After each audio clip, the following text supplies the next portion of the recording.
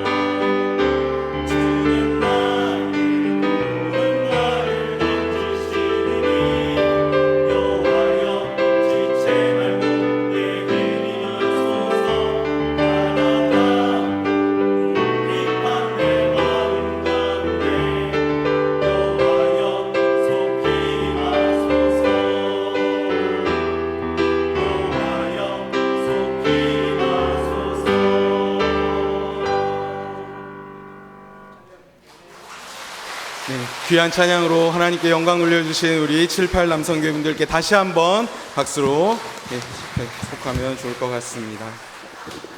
우리 78 남성교회 여러분들뿐만 아니라 우리 모두가 정말 하나님을 찾으며 하나님을 만나며 기쁨으로 매일매일을 살아갈 수 있기를 간절히 소망합니다. 네, 화면에 꽃을 하나 띄워드릴 텐데요. 무슨 꽃인지 한번 맞춰봐 주시지요. 네, 무슨 꽃입니까?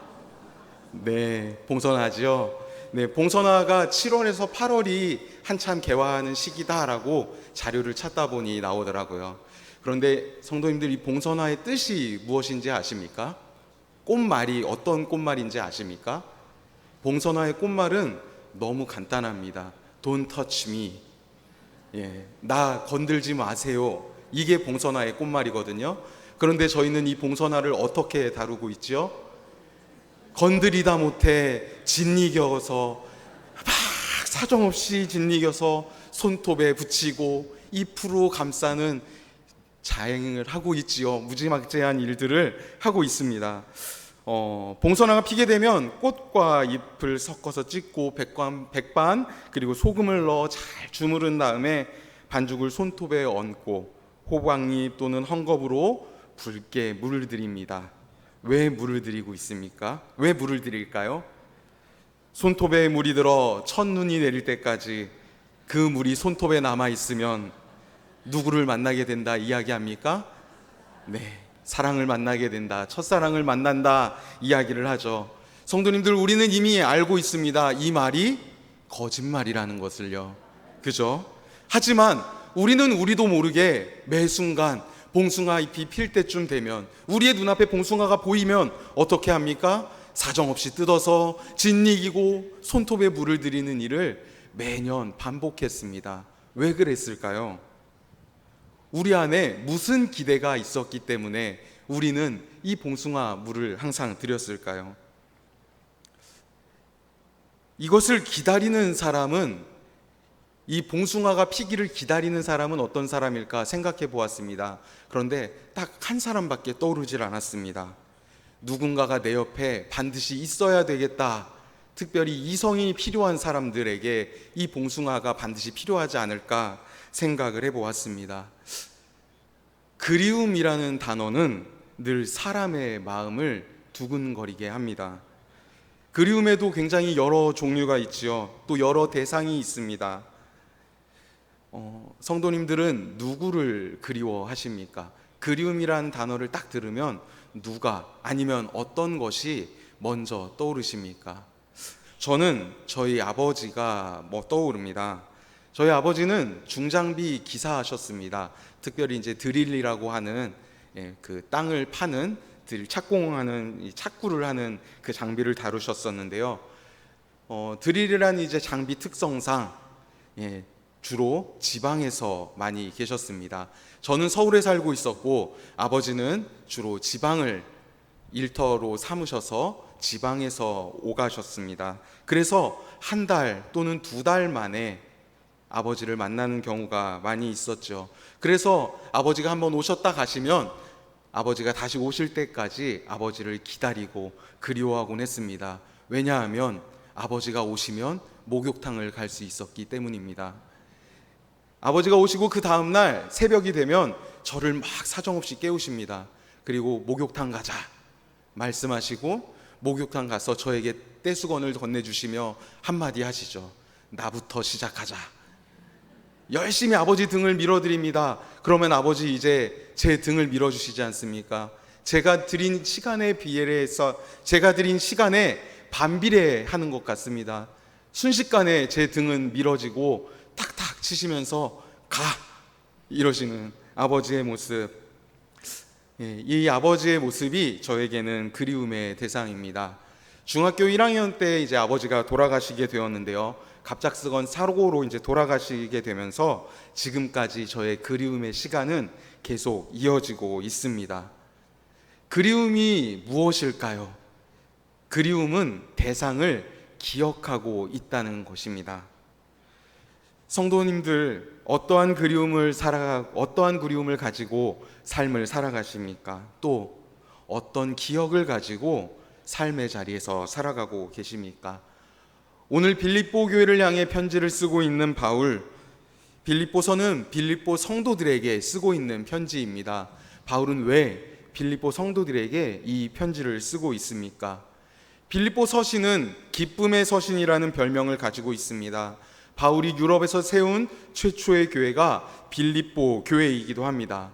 그래서 바울에게 빌립보라는 곳은 특별함을 넘어서서 애틋한 교회이기도 합니다.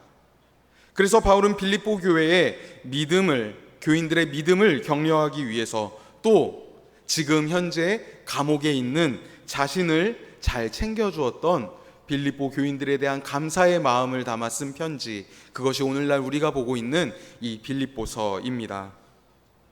오늘 우리가 보고 있는 오늘 본문에서 바울은 한 사람을 강조하고 있습니다.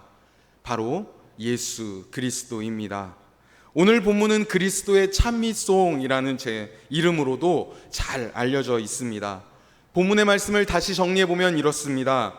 근본 하나님의 본체이신 예수님이 구원을 이루기 위해 가장 낮은 곳으로 내려와 십자가에서 죽기까지 자기를 낮추셨다. 이제 하나님은 그분을 지극히 높이시고 그를 주로 시인하는 사람들을 통해 하나님 아버지께 영광을 돌리게 하셨다. 그리스도의 찬미송이라 불리는 이 빌립보서 오늘의 본문의 구절이 예수님에 대한 모든 것을 다 담고 있습니다. 바울은 왜 이 그리스도의 찬미송을 빌립보 성도들에게 알려주고 있을까요? 왜 바울은 이 고백을 하고 있을까요? 오늘날 우리에게 바울은 어떤 이야기를 해주고 싶을까요? 결론적으로 말씀드려서 바울은 우리 삶에 올바른 삶의 모델이 있어야 한다는 것입니다. 5절의 말씀을 함께 읽어보고자 합니다. 5절 말씀 함께 읽겠습니다. 너희 안에 이 마음을 품으라. 곧 그리스도 예수의 마음이니. 아멘. 우리는 누구나 각자가 좋아하고 따르고자 하는 모델을 우리의 생각 속에, 우리의 삶 속에 만듭니다. 성도님들 어렸을 때 성도님들의 삶의 과정 속에 누가 모델이셨습니까? 어린이들에겐 누가 모델일까요? 초등학교 때 저의 존경하는 모델 1순위는 누구였을까요? 네, 어디선가 답이 나왔습니다. 이순신 장군입니다. 저는 왜 이순신 장군을 모델로 삼았을까요? 이순신 장군의 한마디 말 때문입니다. 나의 죽음을 적에게 알리지 마라. 얼마나 카리스마 있습니까? 울림 있는 이 한마디 말이 저에게 딱 다가옵니다. 이 말을 들으면서 저는 한 가지 다짐을 하게 됩니다. 한 방이 있는 사람이 되어야겠다. 오늘 본문에서 바울은 백성들에게, 이스라엘 빌립보 성도들에게 이렇게 이야기합니다. 너희 안에 이 마음을 품으라. 헬라어 원어로 보면 마음의 훈련을 하다, 관심을 기울이다, 생각하다, 이렇게 표현하고 있는 것이죠. 다시 한번 본문의 구절을 이야기해 보면 이렇게 이야기할 수 있을 것 같습니다. 너희 안에 이것에 대하여 관심을 기울여라. 너희는 이것을 생각해라. 무엇에 대해서 관심을 기울이고 무엇에 대해서 생각하라는 말입니까? 그 무엇에 대해서 바울은 이어서 얘기합니다. 곧 그리스도 예수의 마음이니. 우리가 관심을 기울여야 할 것, 우리가 생각해야 할 것이 누구라고요? 무엇이라고요? 바로 예수 그리스도라 바울은 이야기하고 있는 것입니다. 여러 번역본들이 있지만 메시지라고 하는 번역 성경에서는 이렇게 번역하고 있습니다. 그리스도 예수께서 자기 자신을 생각하셨던 방식으로 여러분도 자기 자신을 생각하십시오. 조금 더 강조하고 있죠. 특별히 예수님이 어떻게 자신을 생각하셨는지 발견해서 우리도 그렇게 자신을 생각해야 한다. 오늘 말씀은 여기까지 발전이 될 수 있는 겁니다. 정리해서 예수님이라는 본보기를 따라 살아가라. 바울은 이 말을 하고 있는 것입니다. 그러면 이제 우리 안에 이런 질문이 생기게 됩니다. 예수님은 그럼 어떤 분이신가? 어떤 마음을 가지고 살아가셨을까? 예수님은 어떻게 행동하셨을까? 오늘 본문은 우리에게 예수님이 어떤 분이신지 바로 알려주고 있습니다. 그리고 우리를 향한 예수님이 어떤 마음을 가지고 계신지 말씀을 통해 함께 나누어 보려 합니다. 예수님은 어떤 분이실까요? 6절 말씀을 함께 읽어보겠습니다. 그는 근본 하나님의 본체시나 하나님과 동등됨을 취할 것으로 여기지 아니하시고. 아멘. 첫 번째, 예수님은 하나님 그 자체이신 분이십니다. 본문의 6절에서 가장 중요한 단어는 무엇일까 생각했을 때 본체라는 단어가 아닐까 생각했습니다. 본체라는 말은 본질 또는 동등한 지위라고 이야기합니다. 다시 말해서 하나님과 본질적으로 같으신 또는 하나님과 동등한 지위를 가지고 계신 분이 예수님이라 바울은 지금 선포하고 있는 것입니다. 예수님의 제자였던 요한도 요한복음 1장 1절에 이렇게 예수님에 대해 선포합니다. 태초에 말씀이 계시니라.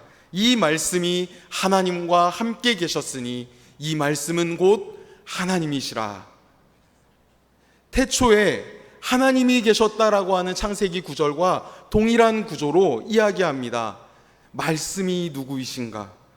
말씀은 예수 그리스도시죠. 예수 그리스도, 말씀이신 예수 그리스도가 하나님과 함께 계셨다.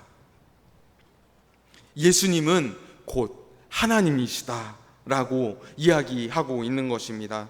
우리가 이미 하나님의 아들이다라고 알고 있는 예수님이 하나님이시다. 바울은 이렇게 선포하고 있는 것입니다. 사랑하는 성도 여러분, 우리는 예수님을 혹시 글로만 받아들이고 있지는 않습니까? 그냥 하나님의 아들이라는 그 말이 우리에게 이젠 어떠한 감동을 주지도 않고 있지는 않습니까? 우리에게 어떠한 것이 없다 할지라도 변하지 않는 분명한 사실은 예수님은 하나님이시라는 것입니다. 예수님은 하나님의 아들이시며 동시에 하나님이시다라는 것, 이것은 불변하는 것입니다. 예수님은 하나님이십니다. 두 번째, 예수님은 인간의 몸을 입고 이 땅에 오신 분이십니다. 본문 6절의 말씀을 자세히 보면 뒤에 이렇게 이야기합니다. 예수님은 하나님의 본체신데 하나님과 동등됨을 취할 것으로 여기지 아니하신다. 말이 좀 어렵죠. 무슨 말일까요? 이 말을 메시지 성경에서는 조금 더 쉬운 표현으로 이렇게 표현합니다. 그분은 하나님과 동등한 지위셨으나 스스로를 높이지 않으셨고 그 지위의 이익을 고집하지도 않으셨습니다. 조금도 고집하지 않으셨습니다. 하나님이신 예수님은 스스로 하나님과 동등한 지위를 얻기 위해서 욕심을 내거나 움켜잡으려 하지 않으셨다라는 겁니다. 오히려 하늘에서의 지위를 버리고 우리를 위해 자신의 지위마저 포기하셨던 분, 권리와 특권을 포기하셨지만 중요한 사실, 여전히 예수님은 누구십니까? 하나님이십니다. 7절 말씀을 살펴보면 바울은 이렇게 이야기합니다. 오히려 자기를 비워 종의 형체를 가지사 사람과 같이 되셨다. 제가 아동부 사역을 처음 시작할 때 어떻게 해야 할까 엄청나게 고민을 많이 했습니다. 제가 아동부 사역을 제 사역에 처음으로 시작했었는데요. 그때는 제가 신대원에 입학한 지 막 반년이 지났을 때였습니다. 신대원 전에 저는 신학의 신자도 경험해보지 않은 그저 영어 전공만 했던 한 사람이었을 뿐이죠. 그래서 신대원에 입학하면서 주변의 분들이 사역 나가야지 했을 때 저는 절레절레 손을 흔들면서 거부했었습니다. 왜요? 하나님의 말씀을 전할 자신이 없었기 때문입니다.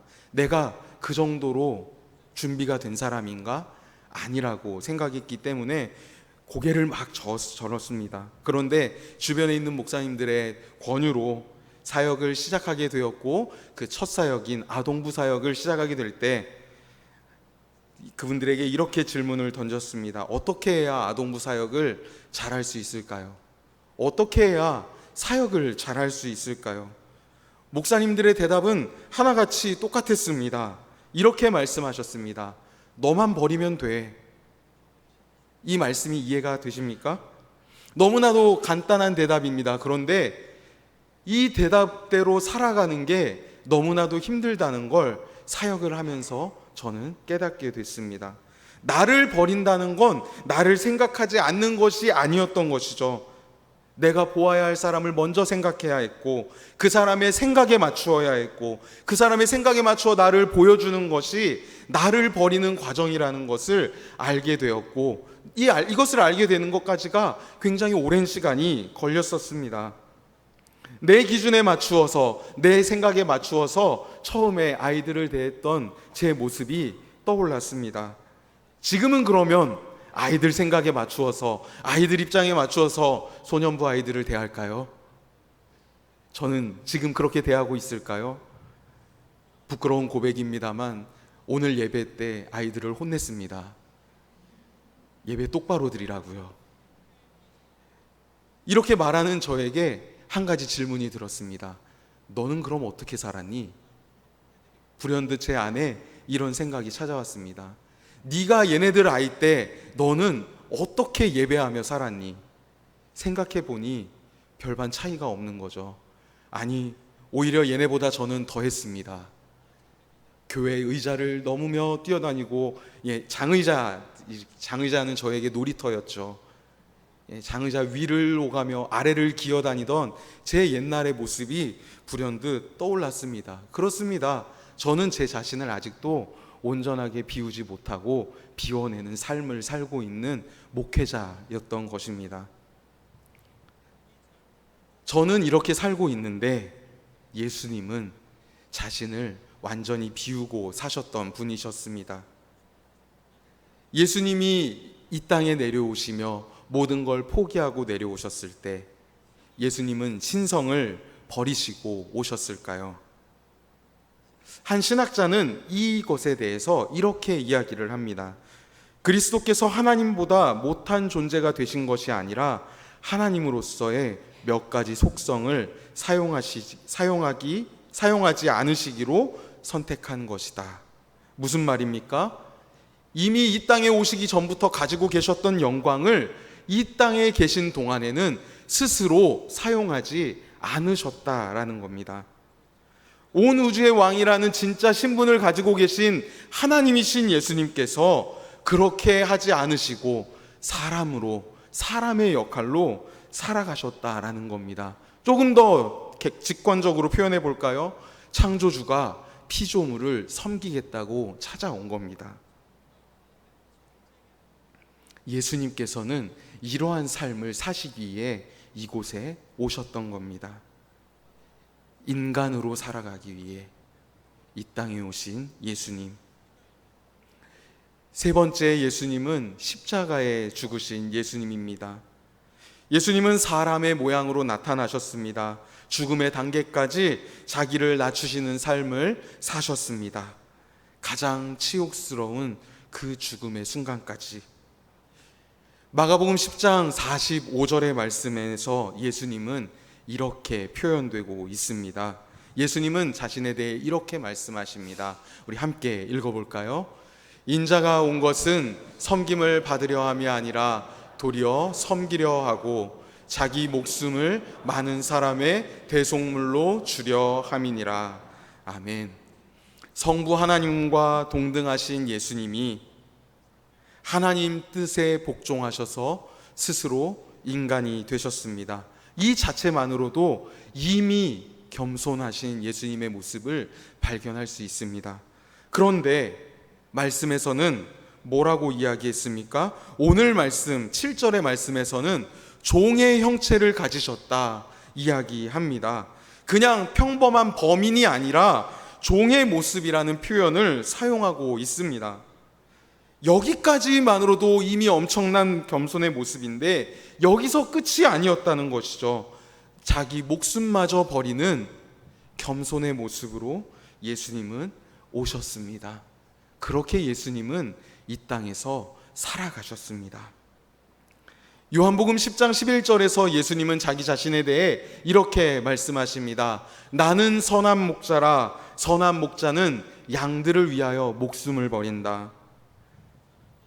목자로 오신 예수님은 양들인 우리를 위해 목숨을 버리셨습니다.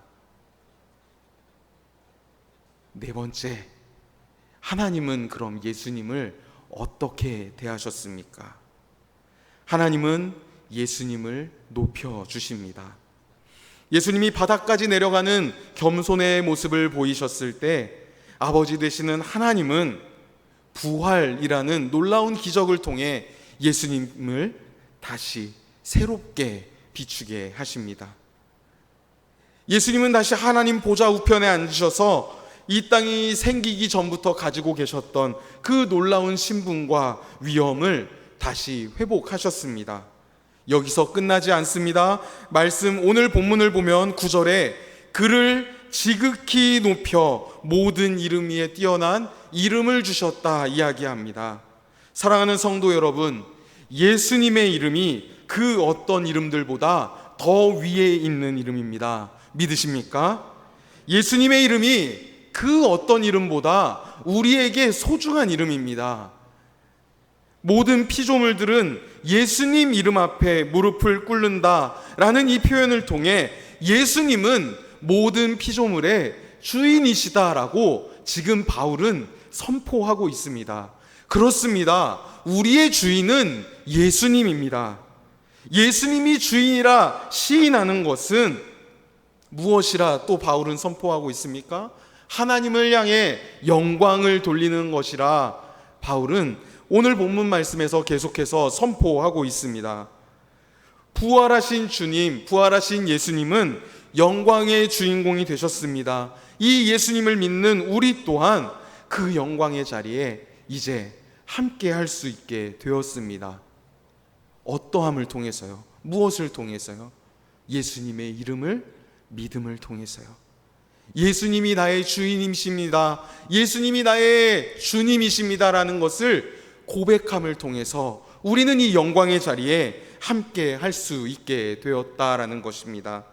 지금 이곳에 계신 예수님을 믿는 성도 여러분, 우리가 예수님을 믿는 그 순간 우리는 더 이상 더럽고 부끄럽고 죄 많은 사람이 아닙니다. 우리는 하나님과 함께 최고의 영광의 자리에 있는 사람인 것입니다. 옆에 계신 분들 보면서 이렇게 말씀하시면 좋을 것 같습니다. 당신은 최고의 영광을 받기에 합당하십니다.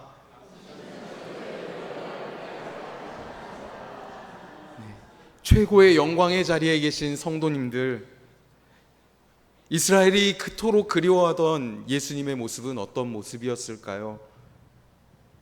멋진 말을 타고 반짝반짝 빛나는 갑옷을 입고 투구를 벗으며 우리가 그림에서 봤던 것처럼 긴 머리 찰랑 흔드시며 나타나시는 예수님의 모습을 이스라엘 백성들은 기대하고 있었을까요?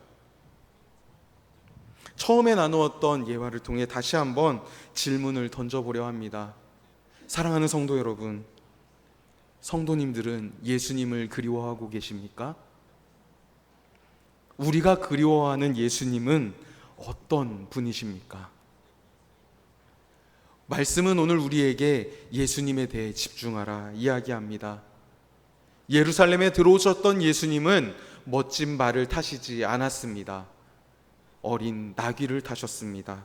멋진 갑옷이 아니었습니다. 그냥 평범한 일상 옷이었습니다. 자신을 보호해줄 그 어떤 도구도 가지고 계시지 않았습니다. 수많은 병사들 대신에 12명의 제자들과 함께 예루살렘에 예수님은 들어오셨습니다. 예수님은 왜 예루살렘에 들어가셨습니까? 분명한 이유가 있기 때문입니다. 하나님이 원하시는 분명한 이유가 있기에 예수님은 예루살렘으로 들어오신 것입니다. 어떤 이유입니까? 죽으러 오신 겁니다. 예수님은 죽으러 예루살렘에 오셨습니다. 인간의 생각으로 할 수 없는 이 일을 예수님은 해야만 하는 분명한 이유가 있으셨습니다. 무엇 때문에요? 한 번도 본 적 없는, 잘 알지도 못하는 우리 때문에. 우리를 살리기 위해 예수님은 예루살렘에 들어가신 겁니다. 죽음의 자리에 이르셨을 때 예수님의 마지막 말씀, 다 이루었다.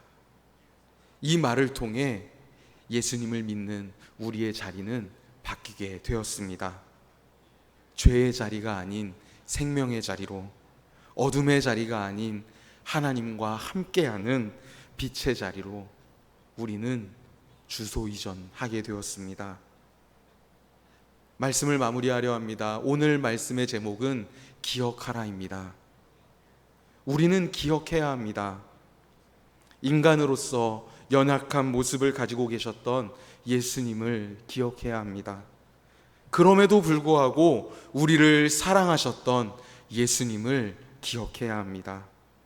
그리고 그 예수님을 그리워하며 살아가야 합니다.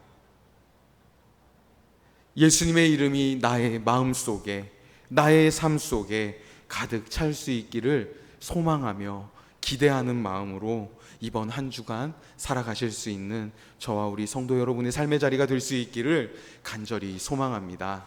기도하겠습니다. 하나님,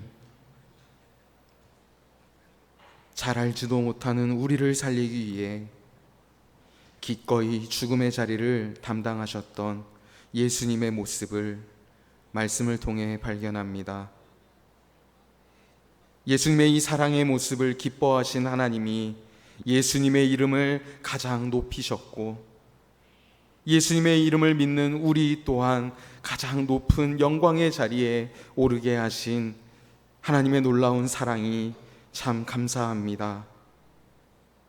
하나님, 이번 한 주 우리는 다시 한번 삶의 자리에서 살아갑니다. 세상 속에서 살아갑니다. 한 주간을 살아가는 우리의 마음 속에, 우리의 생각 속에 기억해야 할 예수 그리스도, 예수 그리스도라는 이 이름을 기억하며 이 이름 의지하며 우리의 주어지는 모든 삶의 자리 기대함으로, 감사함으로 살아갈 수 있는 한 주간 삶의 환경이 우리의 삶이 되게 하여 주옵소서. 감사를 드리며 예수님 이름으로 기도합니다. 아멘.